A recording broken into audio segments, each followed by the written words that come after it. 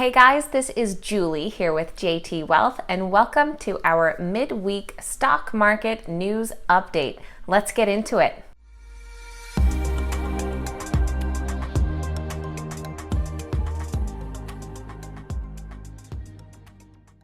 All right, welcome back guys. Thank you for being here. This is a new weekly series I'm kind of testing out where midweek I'm going to go over some big headlines that we've seen so far and what to look forward to in the week ahead.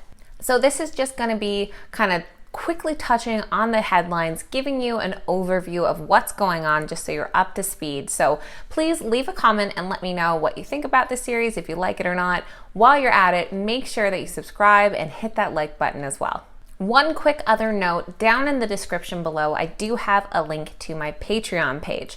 Now, I only have a few patrons right now, but once I get a couple more, I'm thinking of starting up a Discord chat group where we could really start a great community for investors to share their ideas and get a really great community chat going. So please check that out and consider becoming a part of that community. Okay, now on to today's topics. We are going to be discussing NIO, Apple, BigCommerce, Facebook, Salesforce, Tesla, and tomorrow's speech by Jerome Powell. First up today is NIO, the electric car company in China. So NIO just reported in-line second quarter 2020 revenue and raised their third quarter guidance, advising that it would deliver between 11,000 to 11,500 vehicles in the third quarter, marking potential growth of more than 130% year over year. This news resulted in several Wall Street upgrades as far as the outlook for this stock, which also resulted in NIO hitting an all-time high this week. Also noteworthy is that NIO almost ran out of money in the first quarter, but now has obtained new financing. Next up is Apple, who you can see here opened the day around $504.72, bounced up to $507.97, and then has kind of fluctuated up and down since then. This initial fluctuation was thought to be caused by Wedbush's hike to the target price of $600, which was a new street high. So this was Wedbush's analyst Daniel Ives boosting his target from $515 up to $600, but also setting a new bull case target of $700. So I've said that this is due to Apple having a once-in-a-decade opportunity over the next 12 to 18 months, as about 350 million of the 950 million iPhone users worldwide are ripe for upgrades. So this could be a transformational iPhone upgrade cycle ahead. Next up today is BigCommerce Holdings, who surged on Tuesday after announcing their partnership with Facebook. You can see in the last 5 days here that these guys are up over 37%, with some big jumps happening over the last 2 days. So what exactly happened here? Well, the e-commerce software as a service company said its checkout service would now be available through Facebook subsidiary Instagram's social media platform for eligible merchants in the United States. So Instagram users are going to be able to shop for products, check out, and make payments using BigCommerce's service, according to the company statement.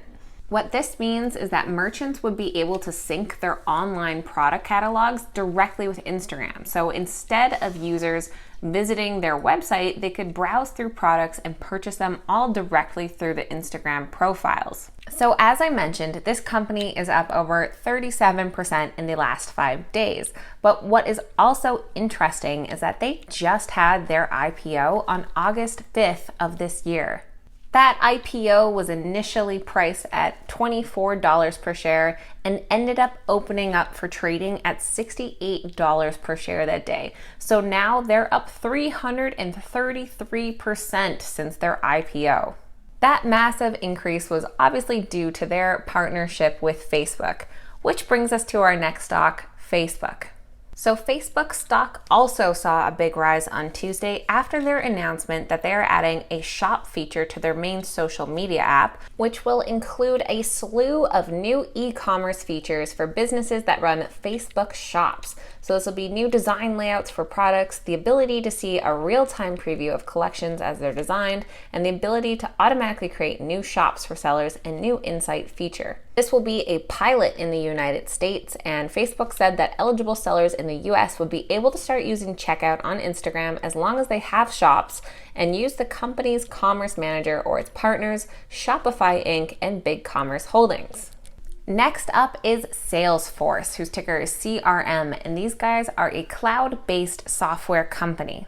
As you can see here, there was a pretty dramatic jump in the share price this morning as Salesforce shocked analysts with $1.44 per share earnings, which was more than double the 60 cents estimate.